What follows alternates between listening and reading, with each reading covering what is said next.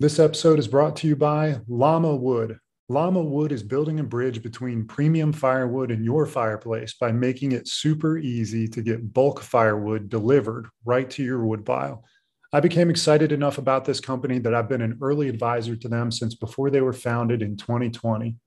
Their intuitive online firewood delivery marketplace provides an easy way to burn more fires because you get access to highly vetted suppliers all across Virginia. Each are ready to deliver premium seasoned and kiln-dried firewood right to your woodpile with a 100% money-back guarantee. That's risk-free firewood delivery, folks. You got to try it. Llama Wood also lets you easily subscribe to weekly deliveries, earn rewards every time you shop, and they even sell log racks that they will fill up with wood for you. They are truly a one-stop shop for enjoying life around the fire and keeping your woodpile tidy. For a limited time, Learning to Dad listeners, that's you guys, can get $50 off when you place your first order. Book your wood delivery today at llamawood.com and use code L2D at checkout. Again, that's L2D at checkout at llamawood.com to save $50 off your first order.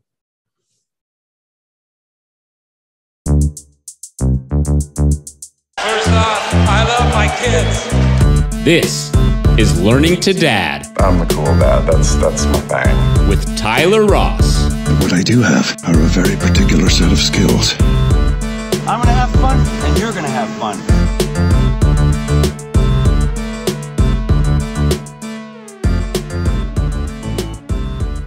All right, Dr. Silvia E. Moore, thank you so much for spending time with me. Well, thank you for inviting me, Tyler Ross.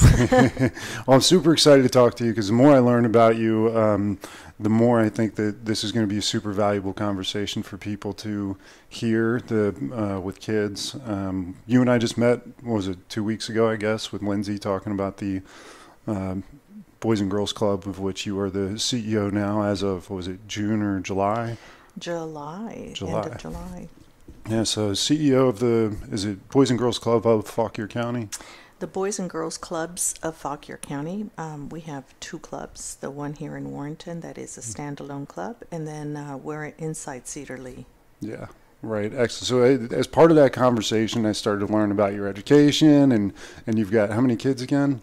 I have 5 children. 5 children. So, and your education is you got a master's in special education. You have a PhD in educational psychology. I do. And that's part of the philosophy program. It is. It's a philosophy of learning. How do humans learn, and what are the environments that are conducive to our learning? So we may as well stay right on that, because before we started recording, you were talking about the transition of in-person to online. Can you talk about those two environments in your experience at the Congressional School, and how, like, what age kids you were teaching, and like how teaching changed over the course of that transition? Sure. So I actually taught from. You can drop that a little bit. Pre-K. Okay. Sure. Cool. So I actually taught from pre-K to college. I was a professor at George Mason University, so I actually flipped into online learning for all of my courses. One of the things that was lost in online learning was the sense of belonging. And I think a lot of people don't realize that it's great that we teach our kids to write and read and math and social studies, but they have to be available to learn. And so there's a big theory called sense of belonging. And what that means is that we tend to do more and engage more when we feel like we belong in the space that we're in. And that is something that was lost in the transition from in-person to online, because now you were one face among many on a screen. Mm-hmm. And it was easy for teachers, for anyone really, to ignore you and to keep delivering a message and not get the sense of body language, like, oh, I see that Johnny doesn't understand that because he's slumping, or to see someone who is looking up or down or fidgeting. Those are the telltale signs for an educator that they need to move closer to that student, or just give them time, or say whatever you're saying again, or to ask questions. So that sense of belonging was lost. So was there any sort of way to bridge that gap in the virtual environment of education, or was that just something that you almost had to transition the responsibility over to the parents for that school time, or whoever it was that was with them at home? Yeah, that was a pretty difficult time because parents were working, children were working, sometimes in the same room. And not a lot of supervision was going on. We thought there were because there was a parent in a room, but when students aren't paying attention, it isn't always an acting out. Sometimes it's just a blank look, or they're just in their own head thinking about dinner last night or what they're going to have the next day. Well, what I found that worked much better was to set up sessions with kids all week long. So let's say I had 30 kids, I might spend 5 minutes with the kids all week long. I would assign something to the kids to read and say, all right, read this for 15 minutes, come back, we're going to talk about it. Susie, I need to talk to you first. Johnny, come in about 10 minutes. And I would keep that Google Classroom open and have those one-on-one conversations. Feedback from the kids was that they enjoyed those one-to-one conversations. And when we came back, they still wanted to have those one-on-one conversations with me. And it was it was exciting, and it was something new for me to see that the kids really enjoyed that, and they wanted it in person. They wanted that one-to-one. We all seek that sense of belonging, and there's nothing more than a relationship with an adult or a trusted someone to make you want to come back.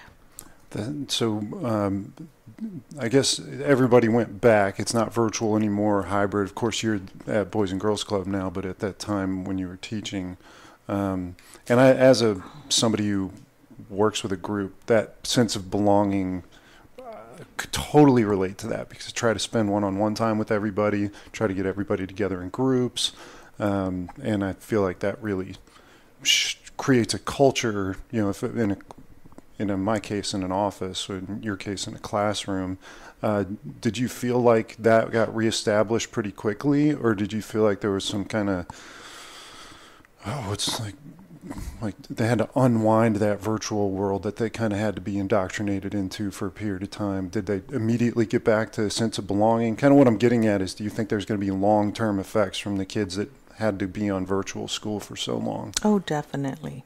There is definitely there's definitely going to be a few months of getting back into the swing of things, right?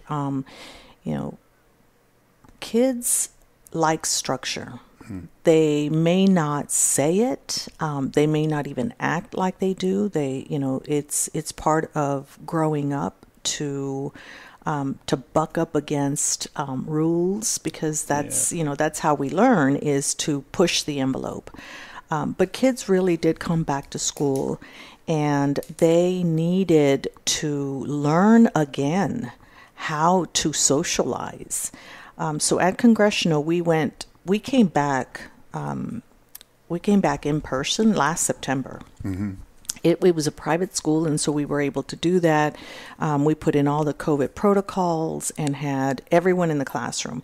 And what we decided, and I think what the public school is starting to see as well, is that the first 2 months of school we taught, but that wasn't the important stuff we were teaching. We were teaching how to get along. Mm-hmm. We were teaching how to structure your day, how to go back to doing homework, how to prioritize.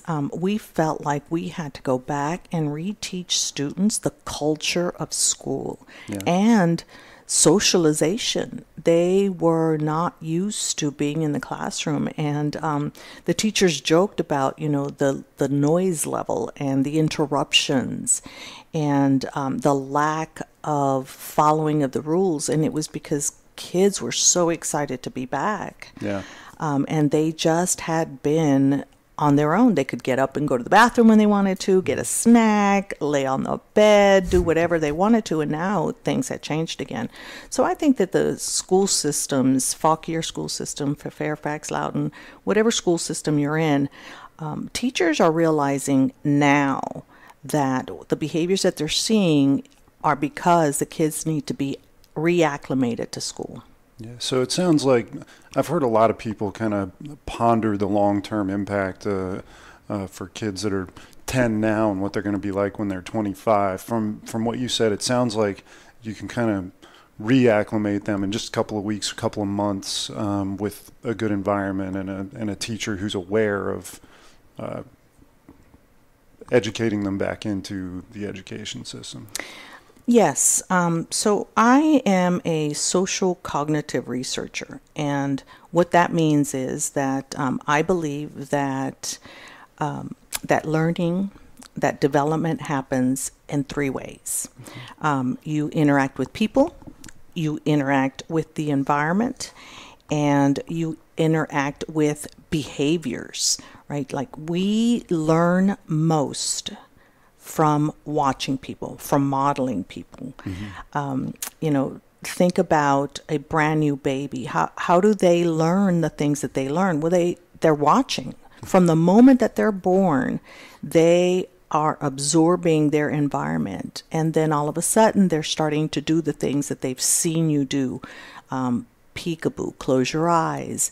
There's very little language going on. And so kids are resilient. They watch, they learn behaviors, people pull them along. They will be okay. Yeah. There just has to be a period of training, a period of understanding. And we as adults need to understand that we need to be patient with ourselves as well, right? Mm-hmm. Like the kids will be okay.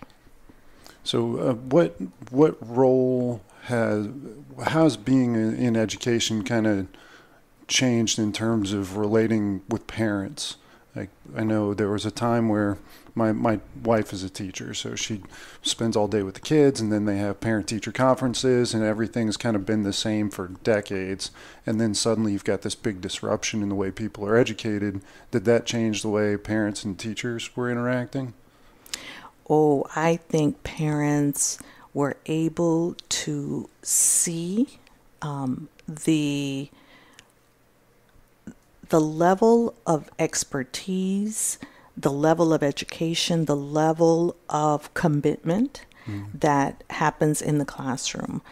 I can't state enough how little the United States how little value the United States puts on educators. Yeah. Here you have a group of people who have to have master's degrees. Master's degrees, that's 5 years of education, right?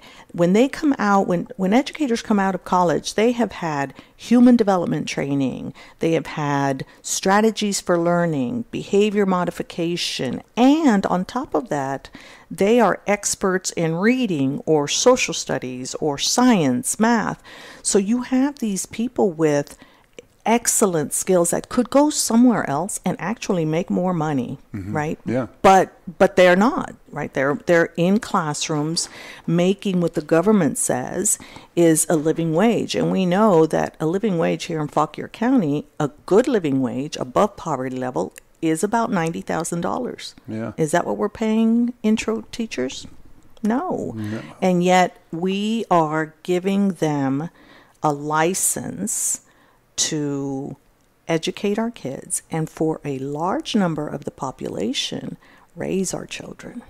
Where do you think that failure is in the if you take a person acknowledges the value of a teacher. And if anybody spent 5 minutes with you talking about the value of teachers, they would all say, pay them $1 million a year because they are shepherding the humanity forward. So where do you think the breakdown is? Well, I think it's historical, right? We've got to go back to how the education system began. It was a woman's job, and traditionally women have not been paid well because in society women were going to get married and they were going to have dual incomes. Okay. And so that's where the the pay equity or inequity began. Unfortunately, the government, our thinking changes very slowly. Yeah. Right. Educators are now a profession. It is no longer that schoolhouse with 50 kids from K through 12th grade, and it isn't just women. Right, it is women and men. But unfortunately, we have not kept pace with the mentality that this is a profession with professional people who have 5 years of college behind them and who frankly may or may not be women or may not be single parents I'm going to take that back. Sure. So here we have a profession that is considered mostly female, and the pay inequity goes back historical wise. And this is one of the reasons we have a shortage in educators right now, is because we as a nation, as a world actually, as a world people, we do not pay for the value that is being offered. Yeah. Yeah, I completely agree. Seeing my wife teach everything from pre-K to second grade, those kids' lives are going to be substantially better as a result of having gone through my wife's classes, and she's compensated like she's stamping out license plates or peeling potatoes or something. And it's definitely a skill, and she's an angel for the patients, and I think that's a special human being that can do those things. So, and I'm sure she works more than 40 hours a week. Yeah, even as an assistant presently, all the time. And she pulls money out of her pocket to go buy, supplies and, for the classroom and for individual I'm not kids. surprised to hear that. I'm not surprised to hear that. It's amazing how many educators pay for their own supplies, decorate their own classrooms. They work more than, I would say, 60 hours a week. Yeah. And then I find the same even in private school, that same systemic problem survives even in a more private, sometimes even for-profit environment. Why do you think that's just the human nature, just doing what it always does in a pattern way, or do you think that's why do you think even private schools? I think you've just said it right. It's a pattern. Yeah. Education is valued as you are in it and learning and moving towards a university. But if you are the one who is doing the educating, that you're not providing a value. It makes no sense. Yeah. That's definitely a dissonance that's happening in our nation, but I think in the world. One country that I have been to, a girlfriend of mine is a teacher, is in Denmark. Yeah. And they value their teachers. They pay their teachers what they're worth, but they also put a lot of importance on this sense of belonging for children. They're into the exploration of learning and critical thinking, and they allow their children to fail. Yeah. And so that you just like pushed a button on mine. I could go on and on, but yeah, the sense of belonging, and I feel like the failure is where growth and resilience comes from. And if nothing else, I want my kids to be resilient. Yeah, one of the things I've always said to my students when they say, "Oh, this is hard," I said, "Oh, I'm so glad it's hard, because if it isn't hard, that means you're not learning." I said, when things begin to be easy, that's when you know you've got it and you need to move on. Yeah. Yeah.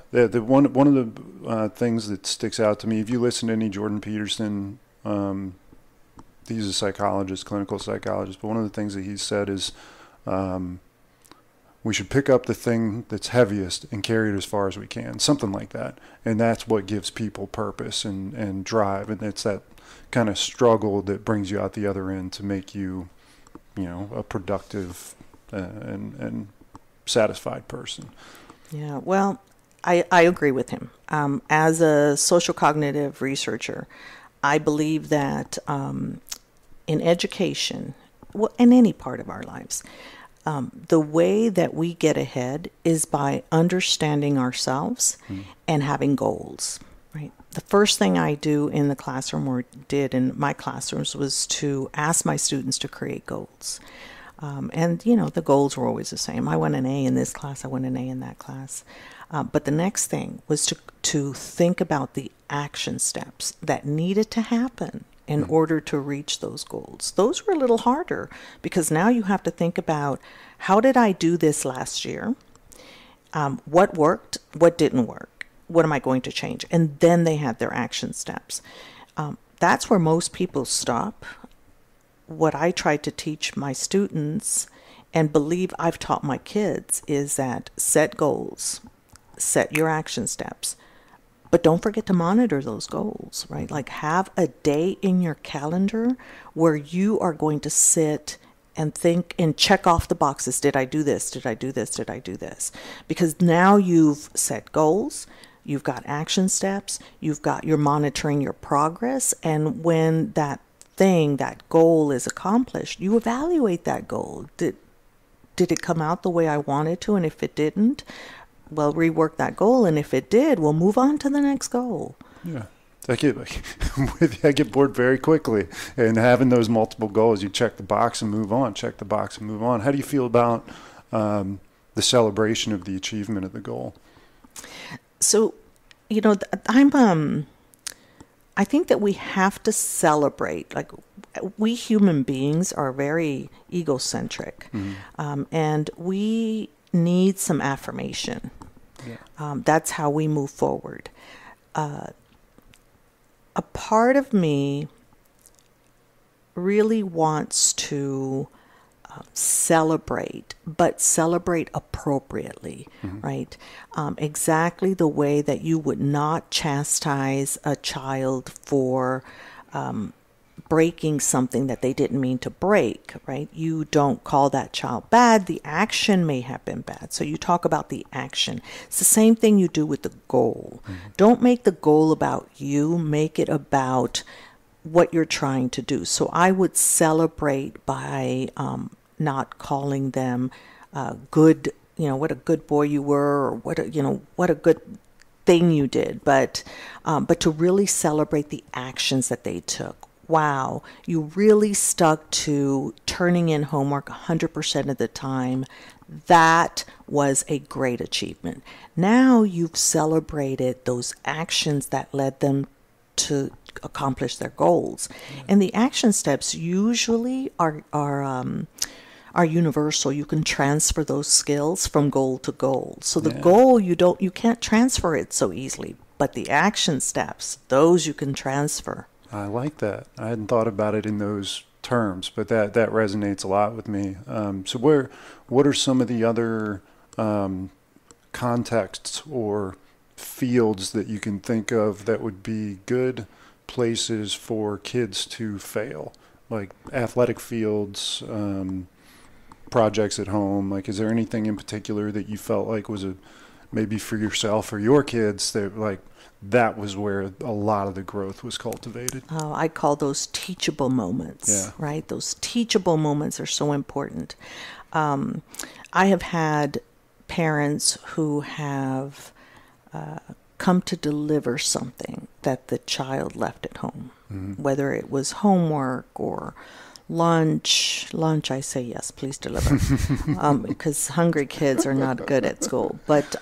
but let them fail at some of these things that they had power to control, but for some reason or another they didn't, right?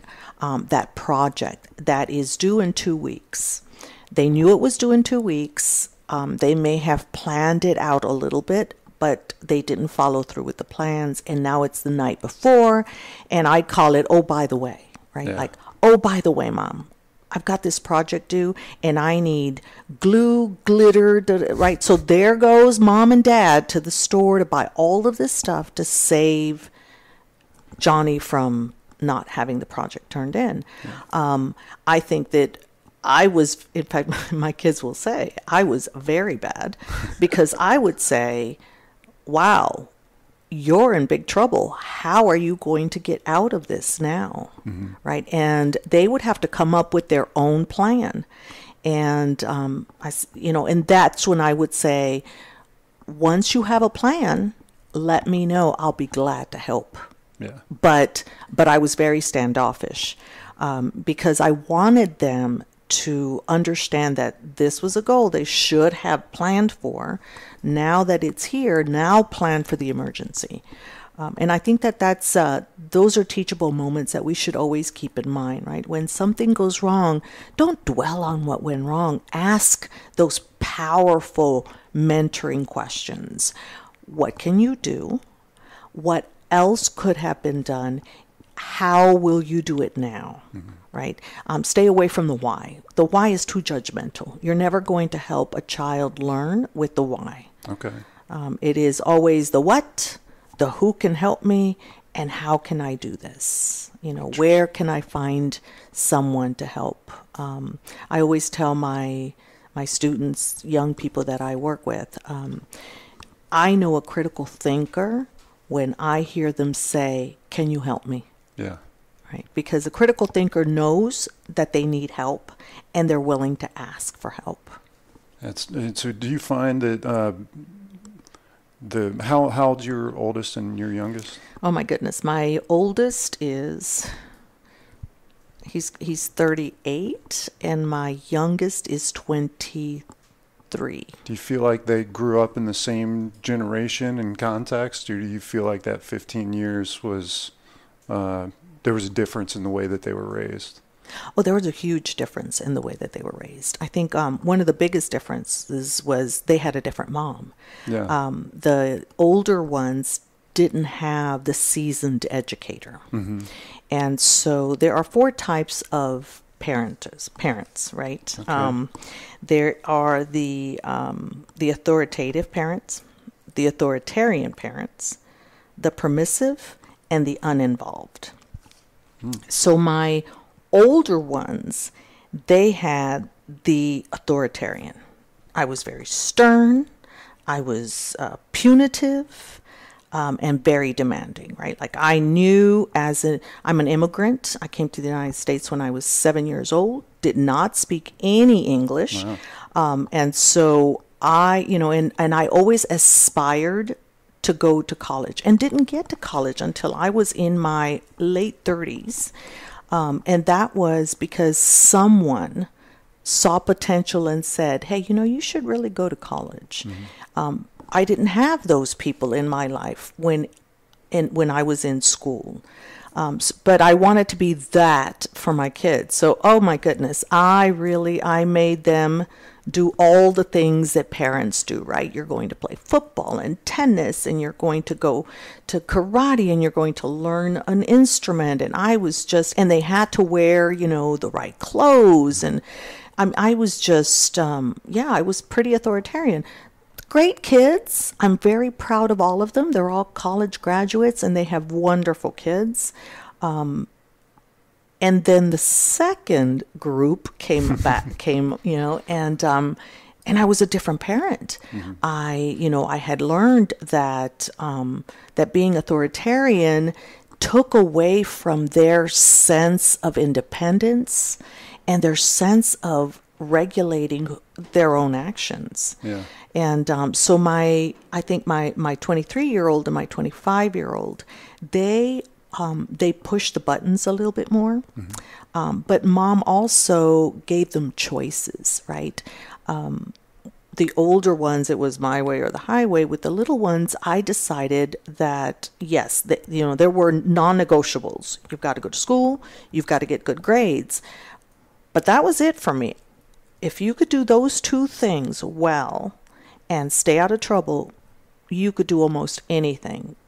You want to play football? Great. You don't want to play football? Okay. You want to play tennis? Great. If you don't want to play tennis, fine.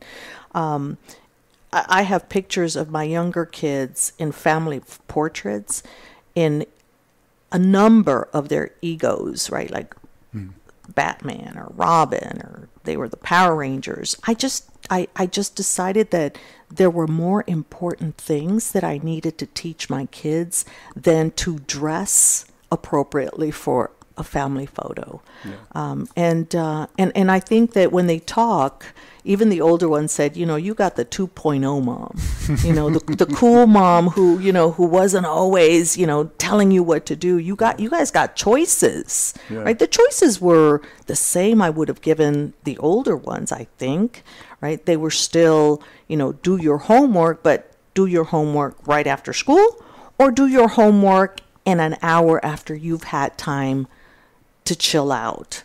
But you had to have your homework done by 6 o'clock, right? I still was the same demanding mom, but now I gave them choices for how they were going to do whatever it was I was asking, right? Even the lawn, right? I need the lawn mowed by Sunday afternoon. Don't care when you get it done, but by Sunday at 5 o'clock, the lawn needs to be done. Now I've given them choices. So, and if they choose to not complete that, did you have a ready to go plan? Oh yeah. That was their job. They knew of. That was their job. Yeah. So I believe in economy, right? That kids need money. So I believed in economy, and they had phones. So I would say to them, well, look, I'm your boss. You didn't. The job wasn't done. So I'm going to have to let you go. I need your phone, your money. You just didn't complete. You just didn't complete the job, and they didn't want that, right? And I was pretty savvy with computers and internet, so I would turn off the internet for the kids after 8 o'clock. Yeah. And it would turn into a different password at 8 o'clock, and so only my husband and I had that password. So my kids knew that there were tons of little things I could do to make sure that 5 o'clock lawnmower was done. Got done.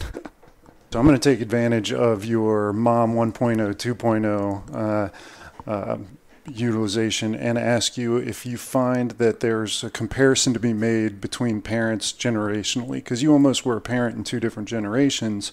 So do you find that parents are taking more of one approach than the other than they did, a generation ago?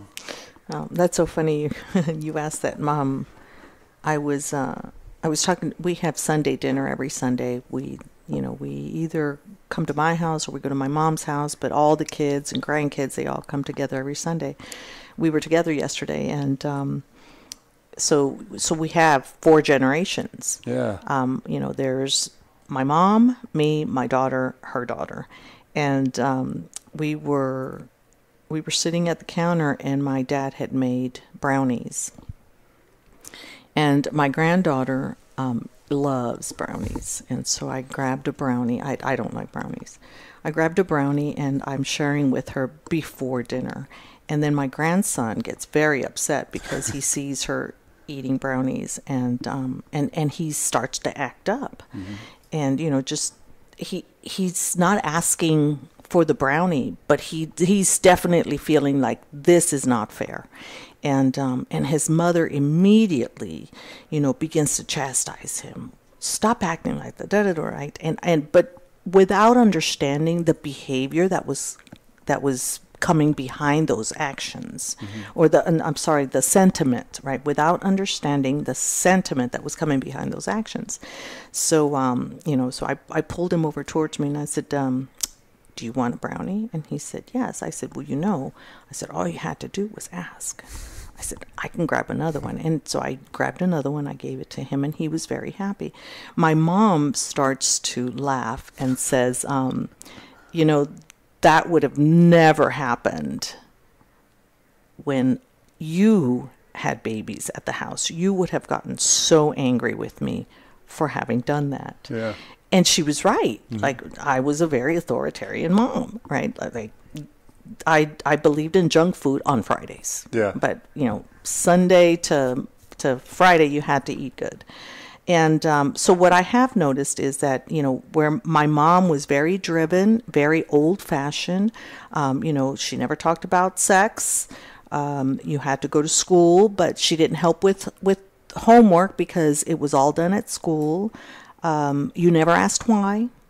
You just, you said yes, ma'am, and no, ma'am, and she was very particular about, cleaning house. Then I came along and, still very particular about different things, but the yes, ma'am, and the no, ma'am kind of went away. And with the little ones, at least, I started giving them choices. What I've noticed with my daughter is that she talks more and reasons more with her daughter. She explains the why of things. Yeah. She tries to get buy-in. And I like that because she and I have talked endlessly about this, and about this, the social cognitive theory of learning, that you learn by interactions with people, right? Kids learn more from how they interact with you than what you say. Yeah. And so what I can say that I have noticed is that this reasoning, this explanation of the why is important. These are people, right? These are little people, yes, but they're still people. They're curious. They want to understand. They want to have a sense of belonging. They want to be empowered to make decisions for themselves. And as we have evolved as people, as humans, we are starting to understand that that is a very important part of being a human, is the understanding. The social interactions are important. And so, yes, parents are very different in that we better understand what the psychological needs of our kids are. We always understood their physical. Always understood their physical. We always understood part of their cognitive demands, but it was that the cognitive feeling of empowerment and then the social feeling of acceptance that we have started to understand. So can I like, for a smooth brain person like myself, dumb it down to maybe suggesting that it's like oh my gosh, I already lost it. But like a challenge, and then them overcoming the challenge, like a negotiation, like almost like teaching them how to negotiate, and then sometimes they win, sometimes they lose. Yeah. And I'm going to go back to that mentoring, the powerful language of mentoring, right? Parents are mentors. Try to stay away from the why.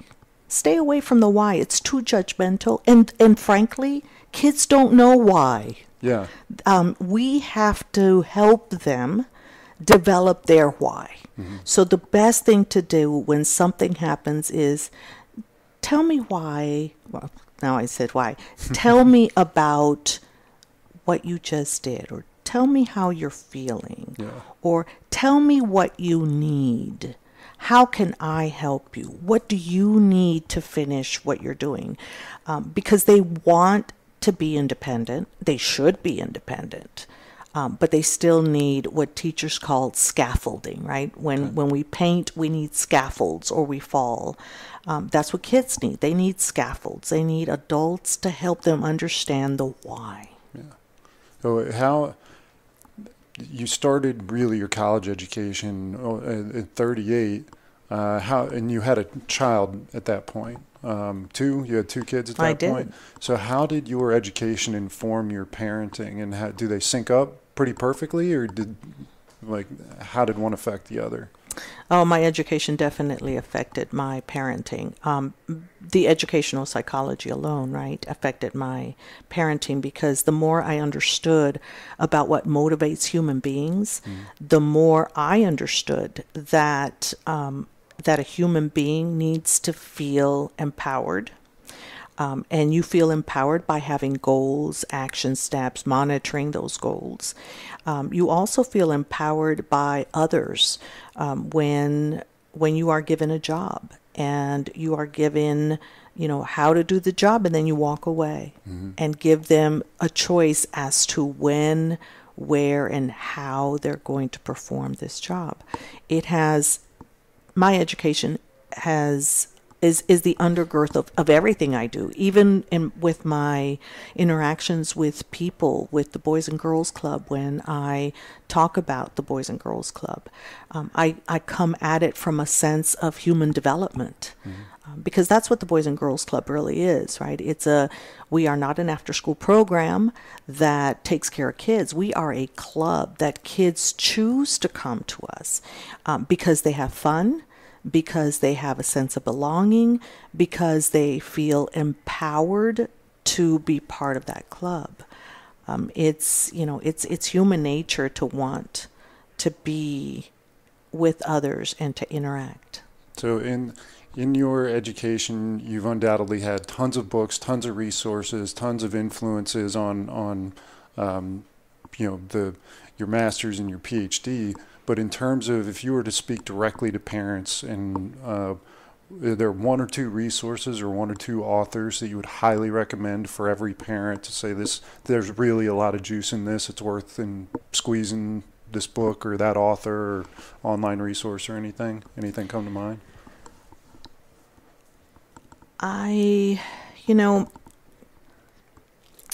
There are a couple of writers that I follow, but they're researchers. But where I think where parents get most of their information is from teachers. Okay. Because books can speak to a certain personality, right? But all kids are different. How to Raise a Resilient Adult. That's the title of my next book. Yeah. But when we talk about how to raise resilient adults, what's resilient? In what context are we talking about resiliency? An artist, the kind of resilience that an artist needs is very different from the kind of resilience an engineer or a teacher might need, right? So I would say that the books that I tend to gravitate to are academic books on human development. Okay. There is, I'm really reading a lot on ADHD. It's really something that I worked with a lot, and I think all of us have a little bit of it, right? We all have attention deficit disorders. We all can get down a rabbit hole of Facebook or Twitter or binge watch a television show that we really like. And so I would say, look up some books that talk about raising kids, but read the author. Who is the author? Yeah. Right? Does the author have your same background? Does the author speak to your values? Because different books bring out different values. And so I would say stick with the theories. Yeah. Because raising a child, there are many theories. There's the Vygotsky theory, right? That it's all about social interactions. There's the Bromfenner theory that it is about where you live, your family, your community, your state, your country. There is the Piaget, that it's all about the brain and we all come pre-wired and we're all emotional. And the reality is, it's all of it. Yeah. Right? It's all of it. We are complicated people. And so for me to say, read this book, it's really good, I would say, talk to your teachers, talk talk to your friends. Know your kids. What do they like? What they don't like? What are their aspirations, their goals? And then find something that speaks to them. Cool. Staying on academics, how would you maybe compare college, or what's the value of college now? Do you feel like the value of college has changed over the last 10, 20, 30, 40 years? Tyler, that's so funny that you asked this. My husband and I have been talking about this all weekend long. Yeah. Because a study came out that says that there are more women in universities right now or in colleges than men. Mm-hmm. And so my husband and I were talking about why that is. And, I'm a woman hear me roar advocate. But I think that the reason there are more women out there is because women are beginning to go to college, right? We only started going to college in the 50s, right? Like really seeing an influx of women in college. And so it's taken us a bit to prepare for college. And now what we're seeing is not an influx of women in college. It's really just the right amount of women in college. I think that the reason that there are little men in college is because they are going to the trades. Mm-hmm.